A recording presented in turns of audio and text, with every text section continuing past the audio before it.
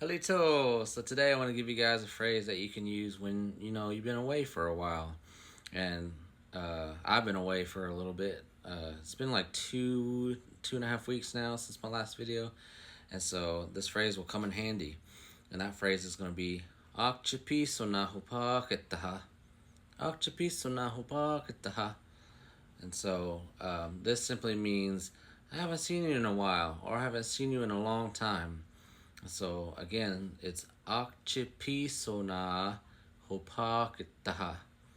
Akchipiso na hopakitaha. And so I know other speakers will probably say it a little bit differently because I'll say it this way, and another speaker will probably say Akchipiso tokopaki. And so either way, that's correct. And so I hope you learned some. I hope this helps, and I hope you use it. Hachapin salachigi.